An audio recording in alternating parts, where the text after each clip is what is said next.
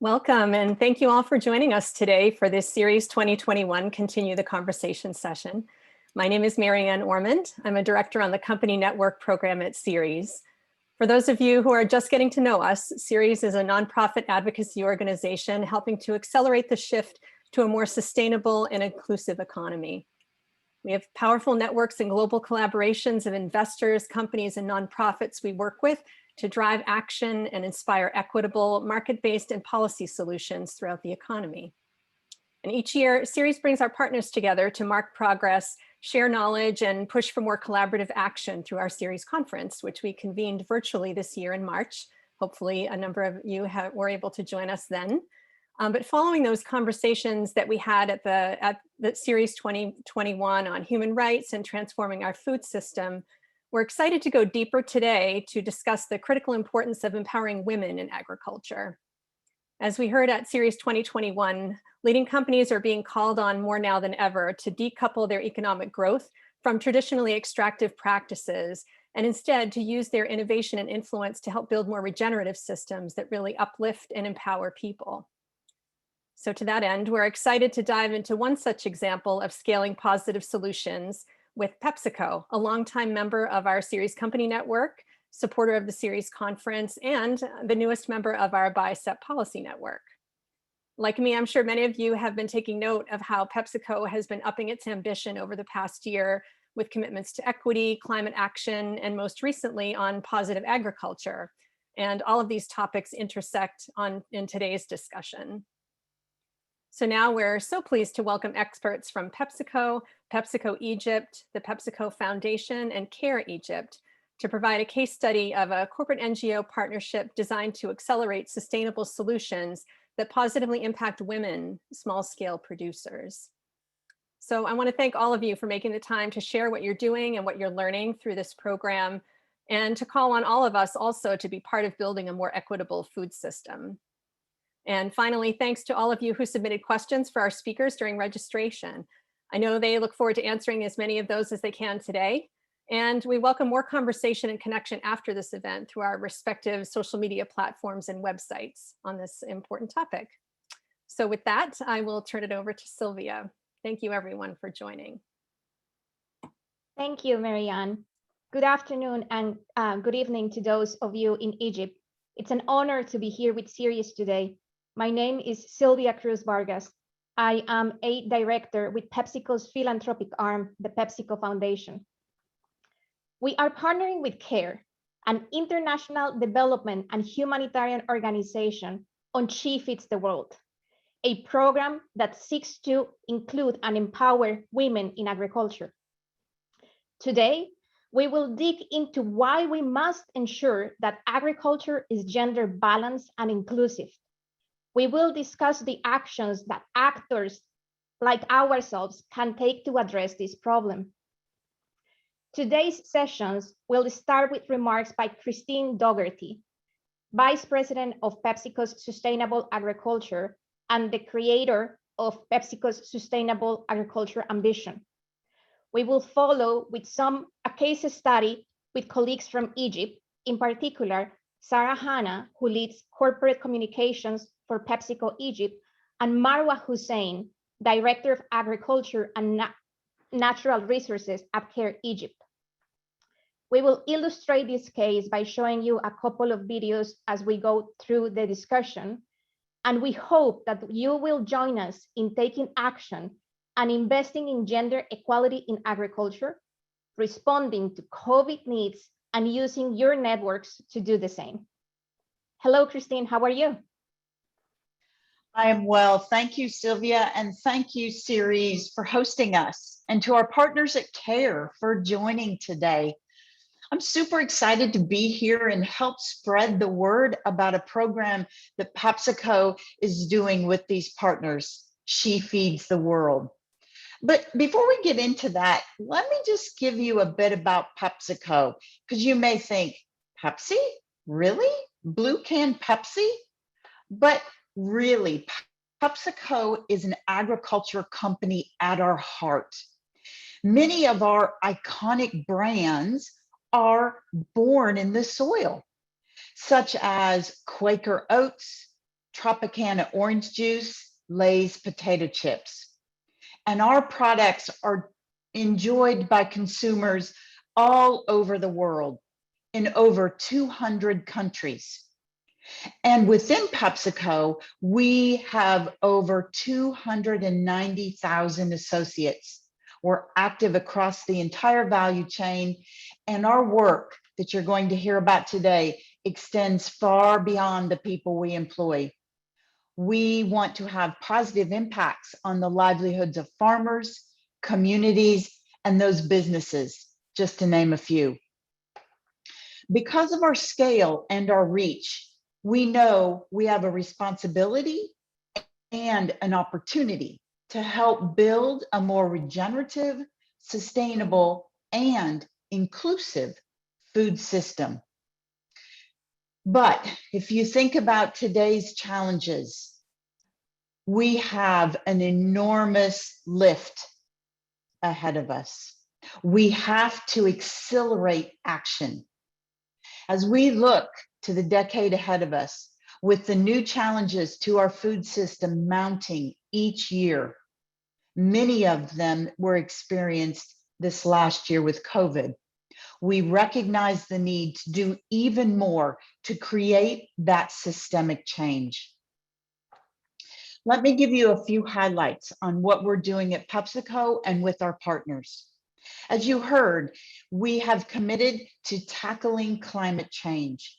In January, we announced we would double our science-based goal to reduce our absolute GHG carbon footprint by more than 40% by 2030.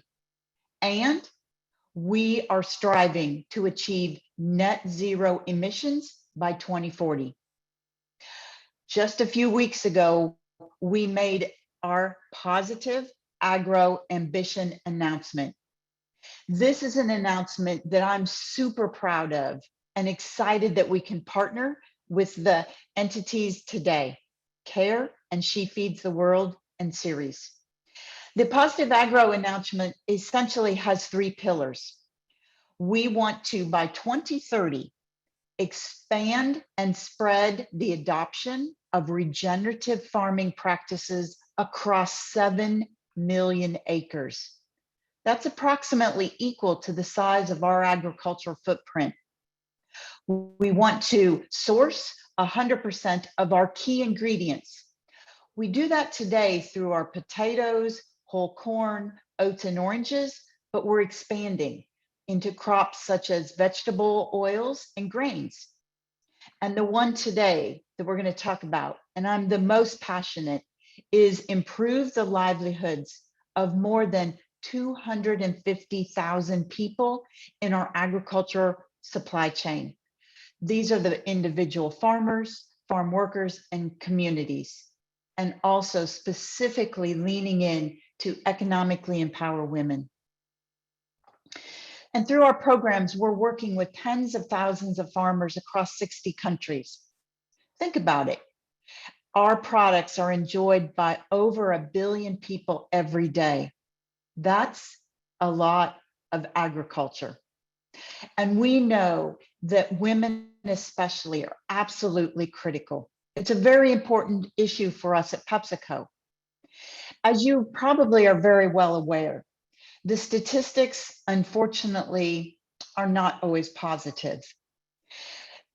FAO, Food and Agriculture Organization, have indicated that if women farmers had the same time and access to resources as their male counterparts, their food production would increase up to 30%. That could eliminate hunger for over 150 million people. Therefore, that's why PepsiCo is working to engage and empower more women in our agricultural supply chain, improve the livelihoods and resilience in those farming communities, support their performance on farm by increasing the adoption of sustainable practices. And so today, we're going to highlight some of those programs, talk about some of the challenges, and how do we lean in with our partners, such as our foundation CARE, and those of you in the audience. We want to scale women in agriculture.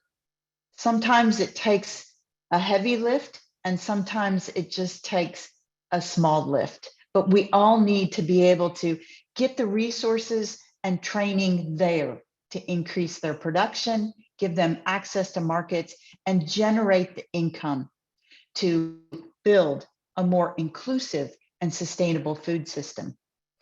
Before we open up and talk to my wonderful colleagues that are on the panel with me today, I want to give you a little snapshot of this progress and our relationships in action. Please roll the video.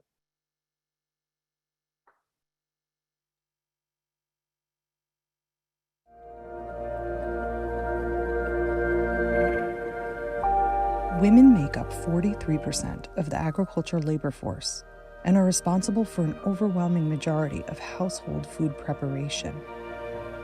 Too often, they lack access to necessary information, resources, and support.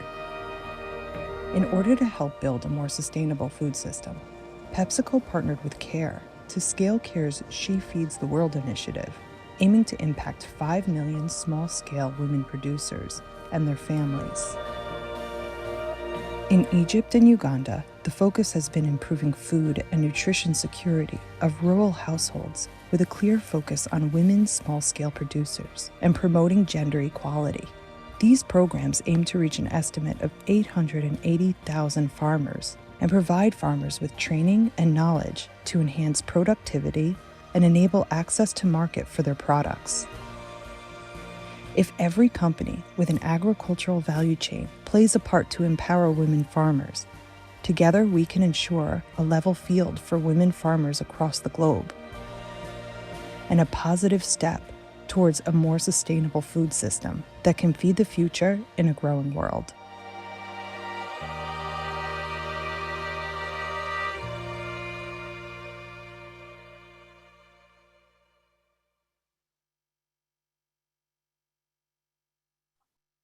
Thank you, Christine.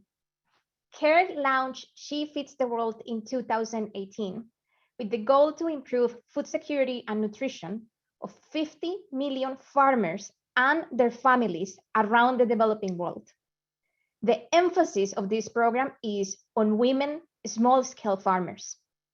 The PepsiCo Foundation is investing over $18 million to scale She Feeds the World around the globe.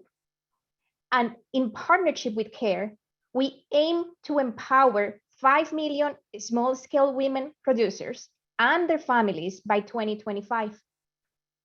Today's topic is Egypt, and She Feeds the World in Egypt is being implemented in Beni Suef, Beheira, Giza, and Minya. We're focusing on gender, nutrition, and agriculture. However, She Feeds the World in Egypt is really focusing on the cultural and societal barriers for gender equity. We're training boys, we're training men, we're supporting women, small farmers, as well as their business in their development.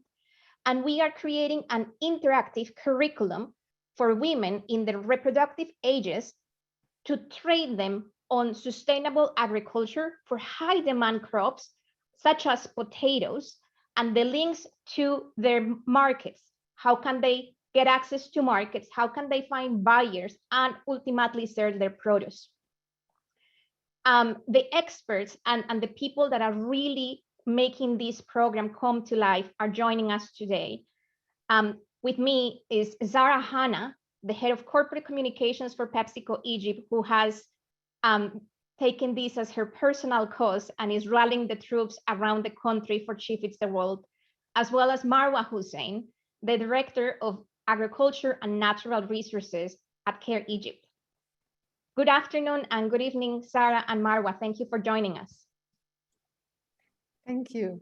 Thank you, Sylvia. It's an honor to be among this group of amazing ladies. Thank you very much. Let's start with a couple of questions for you, Marwa, specifically. Would you like to tell us and the audience, of course, about the challenges women in agriculture face in Egypt, and how She Feeds the World is addressing this issue? Well, think about it. Knowledge is power. And usually you gain this power by networking, by knowing more, by meeting the right people. For small farmers, if they have problems with, they cannot afford the latest technology in agriculture, the latest fertilizers, the best ones. For women, it's even harder because of our culture, they're not allowed to go out that often. So they're isolated. If they own the land, they just deal with whatever they learned from their father, from their families. They're not allowed to go and easily communicate and gain the experience. And if they are just worker in the field, they get paid less, although they're doing the same job as the man. So what we did with She Feed the World is that we reached them. We went to their communities. We used the capabilities of CARE, who have been in Upper Egypt for over 60 years. We know them.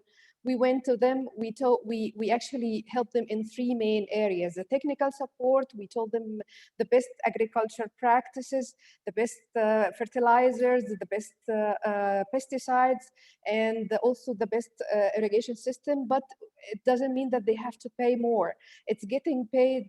I mean, you do how to produce more with less. It's just a better way to do it. And we also, because women, we all take care of our families. We want to feed them the best possible food, and maybe we think it's expensive. We reached them, and we had many nutrition sessions with them to tell them how to create a good meal for your family with the available resources, the ingredients that might not be expensive but very valuable in nutrition. We also train them on social empowerment and financial literacy. So if they start doing a business, the very small information to keep the business running, the break-even point, the profit, and that happened because we reached them through the VSLA, the Village Saving and Loan Association. We go to them and they meet weekly, and then we start reaching them and training them and doing all this. This created a very good community, and we had so many success stories, as you saw with the harvest of the potatoes. Thank you, Marwa. And I think that the point of view of CARE is important, but let's go to the point of view of the private sector, and let's get to you, Sarah, especially on those items that Christine mentioned in her opening remarks, how we connect the dots. Why this partnership is important to PepsiCo Egypt, and why will the private sector invest in a partnership like this? Good evening, everyone, and good morning to people from the US.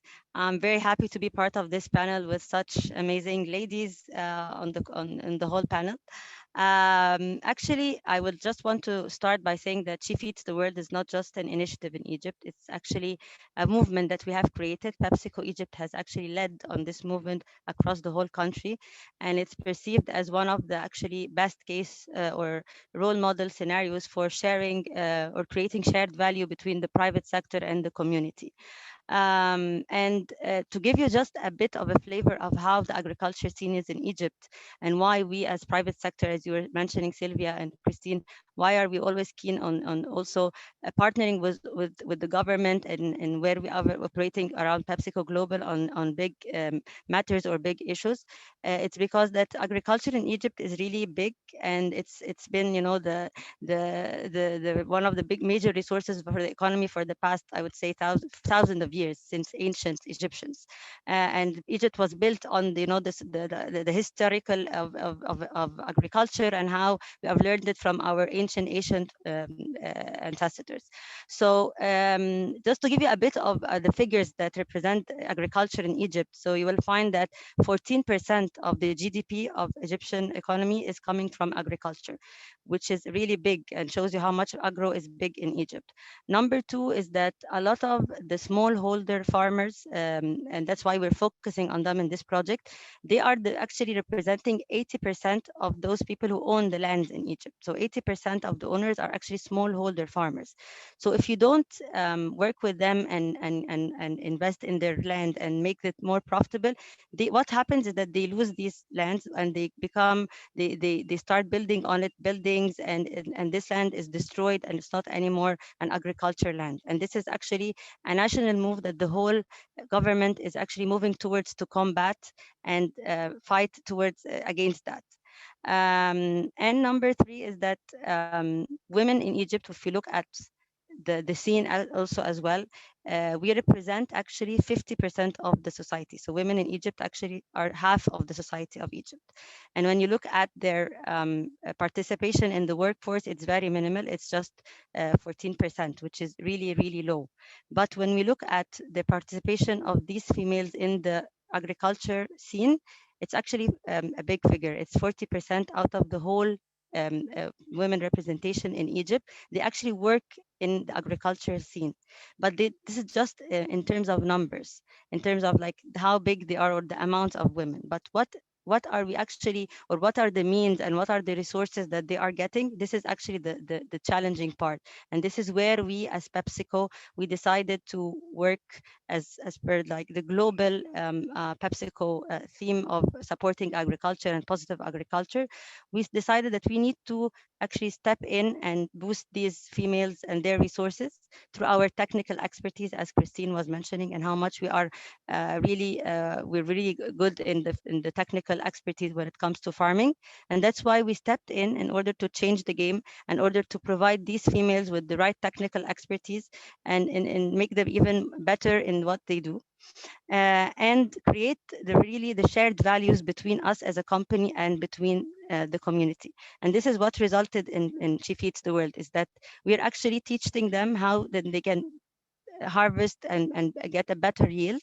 And at the same time, we teach them how to save money. And at the end, we do the linkage. So we as PepsiCo Egypt, we link them to the markets with our suppliers from potatoes and make sure that these potatoes are being delivered from these small scale farmers to our plants for chipsy, for potatoes in Egypt, which all Egyptians are enjoying.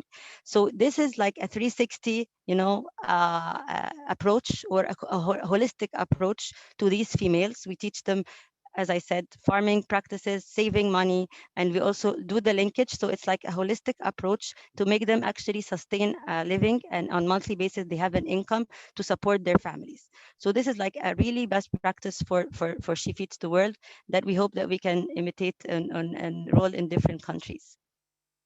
That's a great overview, and Sarah, a very comprehensive view of not only the country, the private sector, but the issue. However, I'm sure that the audience will also be interested in learning a bit about the practice behind the theory and those instances in which we perhaps, as we go into the field and as our objectives align, instances in perhaps our strategies may or may have not aligned. It comes with every single alliance and partnership challenges. Let's start with you, Marwa. From the CARE standpoint, what has been your experience working with the private sector, with Sarah, with the PepsiCo Egypt team, and is the CARE strategy aligned philosophically in theory as well as in practice to those goals that Christine walked us through earlier today? Okay, well, CARE does not really partnership with any private sector, only the most innovative and successful corporates like you. And these corporates align with our values and goal in defeating poverty and achieve social justice, focusing on empowering women and girls. So you have been in the market as a foundation for over 50 years, and CARE have been there for 75 years. And we have like this, shared the same aligned goals. And the best practice for this is our program, She Feed the World. And because it was very successful and very good, we also learned a lot from this partnership, and CARE have just approved now a strategy, Right to Food, Water, and Nutrition, which built on many of the lessons that we learned from She Feed the World. This strategy will be applied through all CARE offices in 100 countries, because this example have been very successful, and we will follow it in different countries to assure the success of the food and water and nutrition. And because of this successful partnership, we continue to achieve both our goals, defeating the poverty and empowering women and girls. Interesting points. And Sarah, if I can just go to you with somewhat of a similar question, again, building on that foundation that Christine gave us.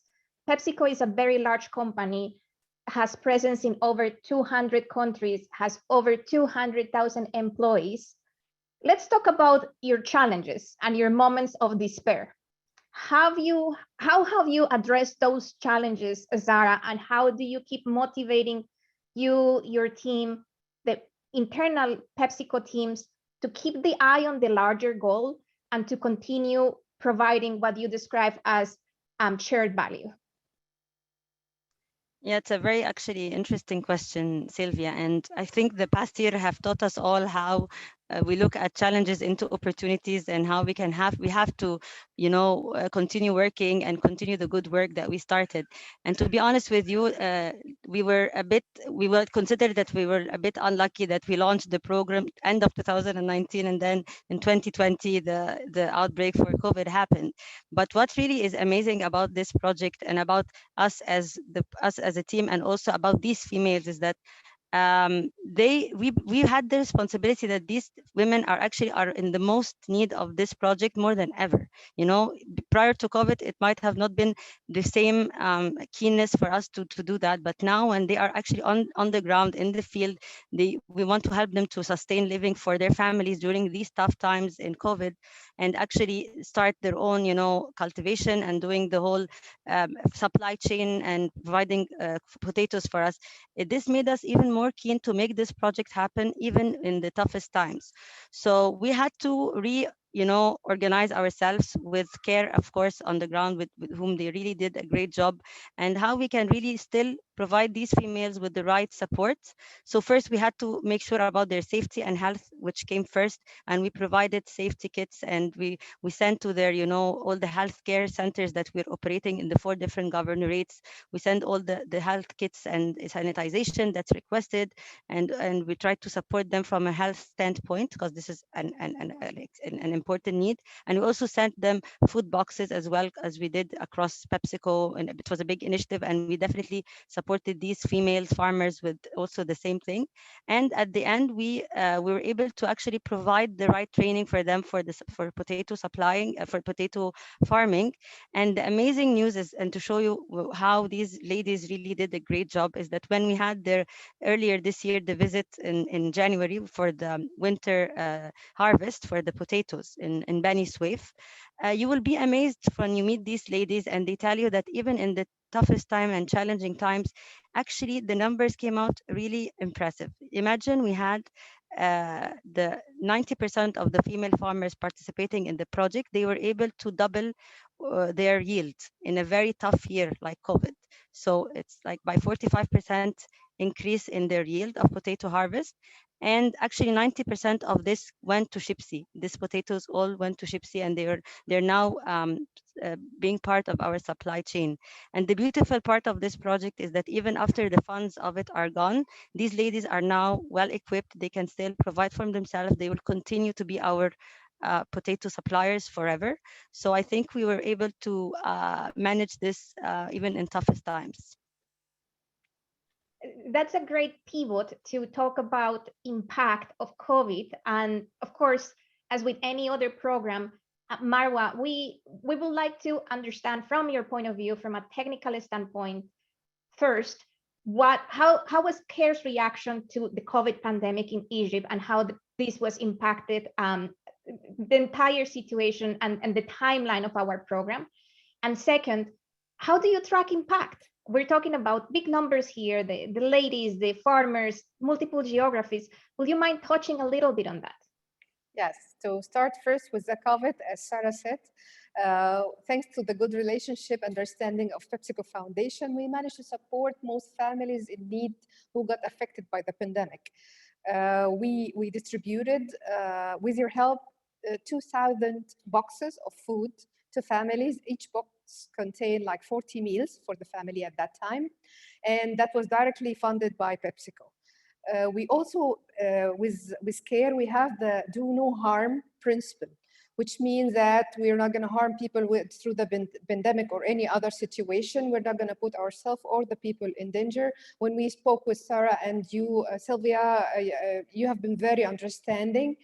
Thank God the agriculture sector is outdoor activity. So it was not really hit as much as other activities. Yet with the training facilities that we have and the awareness sessions, and instead of having like 25 person in the session, we divided them into 5 in each. We did more work, but at the same time, we reached the same people.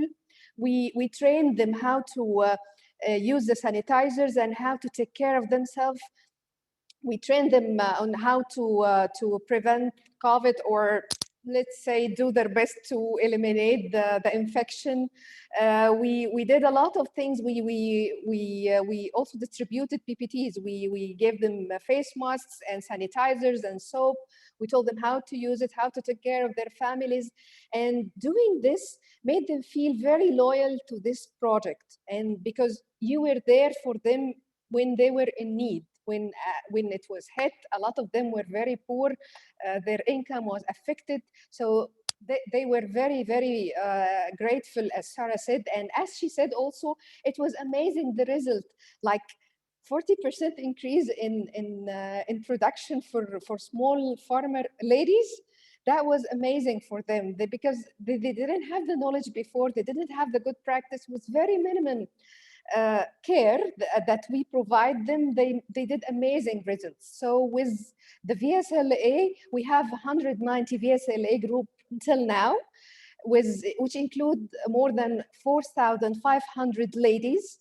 And although they're very poor, the money they collected together to support each other was over 600,000 Egyptian pounds.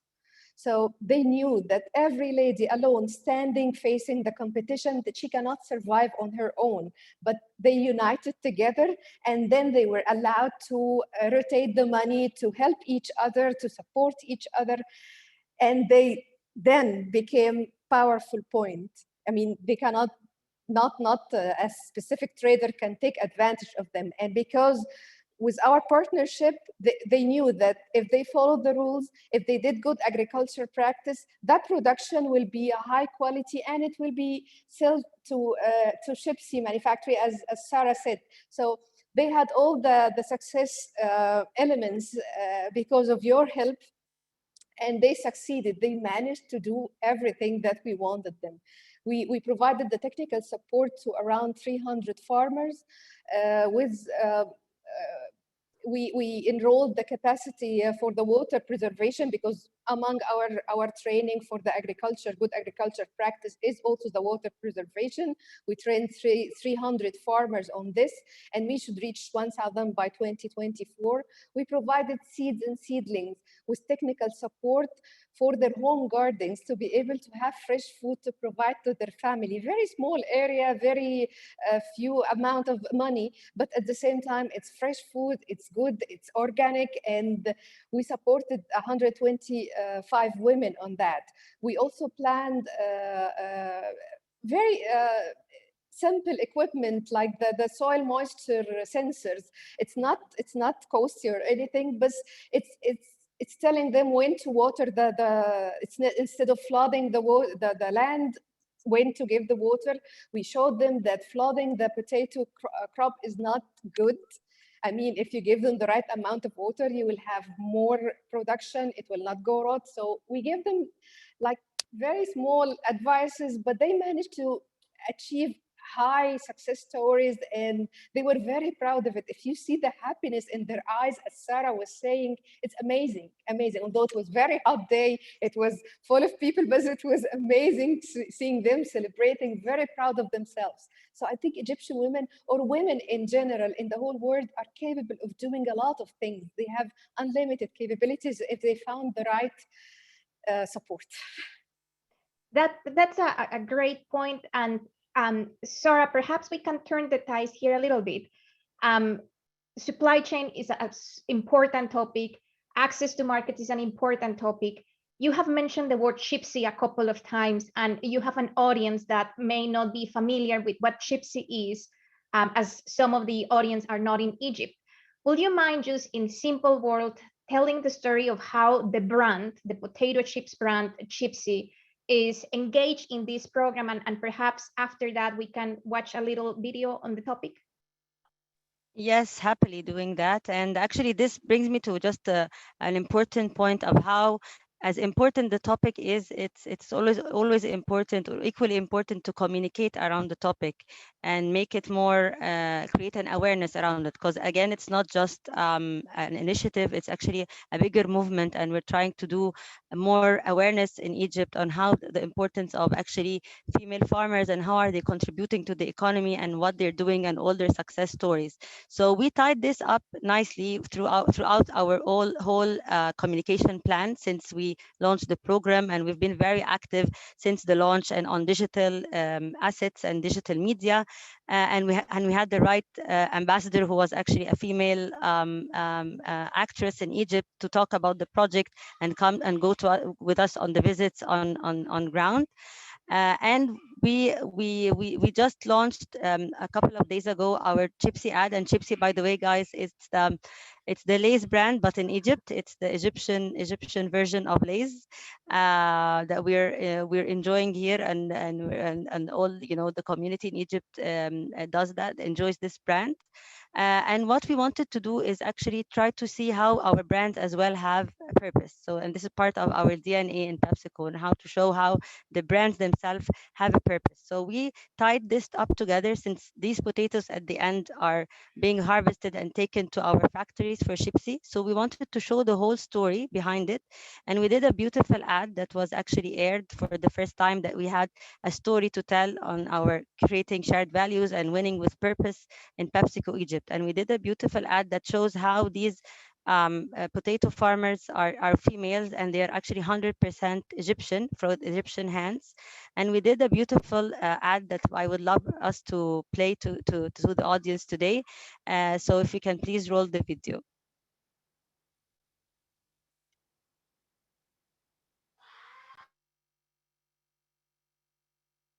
شيبسي مش مجرد بطاطساية، دي وراها 100 مليون حكاية. البطاطسية دي من أول ما بنزرعها وإحنا بنهتم إنها تكون 100% بطاطس مصرية وبأعلى جودة.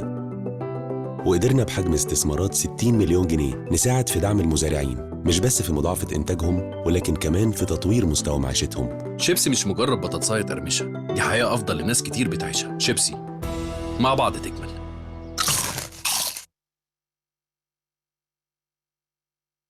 This is a very actually popular actor in Egypt, and we use them as part of the campaign.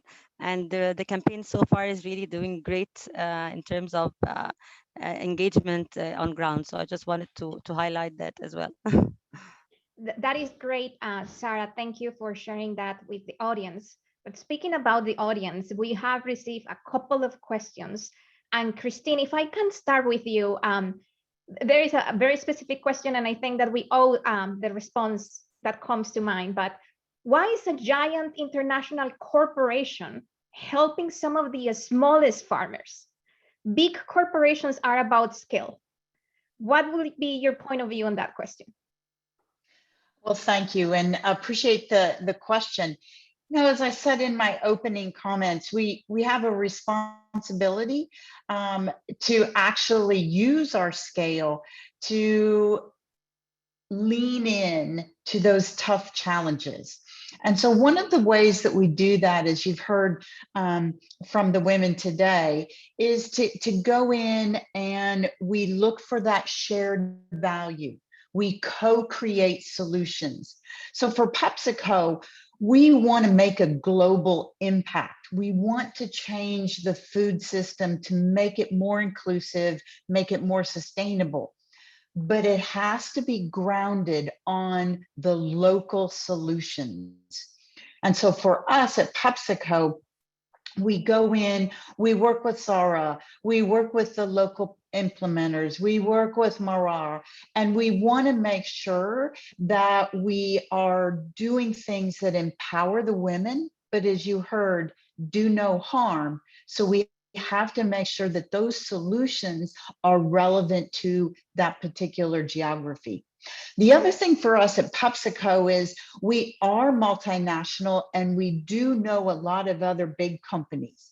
So is there a way that we can reach out through our connections to say, hey, other company, maybe you should be partnering with us on some things that PepsiCo can't provide. Example, maybe rural connectivity for internet access, maybe financing, microloans, or other things. So how do we use our relationships with those other companies to bring in those solutions? And Sylvia, okay, Yeah, I just wanted to actually leverage what Christine was saying, and what I like about it is that how we really localized each initiative depending on the country or the market, and that's why answering the question of why small scale farmers, it's because, as I was saying, that in Egypt, for instance, if we're localizing the whole initiative, the risk is mainly with the small scale, not the large scale farmers, because these are the representing 80% of the landowners. So if you don't focus with these people and with these females, you will actually putting the whole agriculture scene at risk, because these are the most need of actually support and boost and getting the right training and right supplies, or the right, know-how and technical support to increase their livelihood. So that's why we focused on the area of need, and this is based on a lot of studies that I'm sure we both have been engaged in that before we designed the project. But it's always catering to the need of the community where we are operating, and in Egypt this was the case. It was mainly with the small scale farmers, not the large scale farmers. So I just wanted to add this. That's great, a great input, Sarah. We actually have 2 more questions and we're almost at time. So Sarah, the next question is for you, and it's an interesting one, and it's not about PepsiCo, it's not about communications, it's about you as a female leader in Egypt. And the question is how you can help overcome cultural and societal stigmas from gender bias in that country that has such a strange profile at times when we look at female and male diversity. Yeah, and actually, it's very interesting to see that in our project, She Feeds the World, this was one of our biggest challenges. And I liked how we, as a team, played this very well, because when we're designing the project, we said we will not only provide the technical know-how only to the females. We have to always provide this to both the whole household, males and females, so that the males don't feel that the woman is always trying to be more empowered than him. And this is due to the cultural and societal, barriers that we have in Egypt and in all developing countries, I suppose.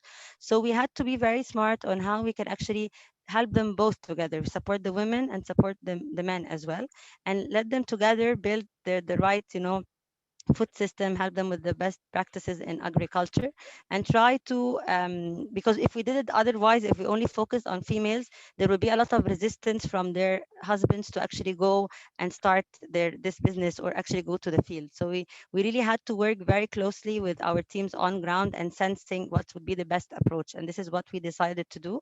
And number 2, what Marwa was saying around the VSLAs, or the village associations and loans that we are doing, is that when also the female has some sort of savings and she started to learn that she can actually save money and has her own money, this in Egypt also gives her a say in the household, that now she is empowered, she has her own, financial resources, so she can also, maybe in very small decisions, but like what can the children eat, what would she feed them, in very small decisions she can be part of this equation. And we're trying to help that by letting her save money and thinking of her future and for her whole household well-being. So I think through these two techniques, we were able to a bit, streamline the idea or the cultural barrier between both males and females, because it's evident, and I'm sure other countries will be facing the same when it comes to implementation on ground. That's great, Sarah. And Marwa, we have time for one final question, which is, are these efforts tied with the United Nations Sustainable Development Goals? Yes, for sure. With SFtW, the word especially relevant to now poverty, zero hunger, gender equality, clean water and sanitation, decent work and economic growth, reduced inequalities, responsible production and consumption, and climate action. With our partnership with PepsiCo, it will help us to reach 5 million people and make sure that all these strategies are implemented on ground. Well, thank you so much. And thank you to the panelists today. As we can see on Sarah's screen, the sun is coming down in Egypt and it's about time, evening time. We want to thank Ceres for the opportunity to present this case study. We want to thank the panelists for their commitment and great work. But most importantly, we want to thank the audience for being engaged today. We all acknowledge that women are an important part of agriculture, and we invite you to help us build an equitable and sustainable food system. While we are doing our part, this is a small part that the PepsiCo Foundation and CARE through She Feeds the World has trying to advance the cause. We call on all of you to join our efforts as our journey has just begun. And most importantly, we invite you to invest in the power of women and girls to change their future, ensure that women and girls are at the center of your programs, and make sure that together we can overcome the challenges that currently women are facing in agriculture. Thank you very much for your time this afternoon and this morning, and this evening, of course. Thank you.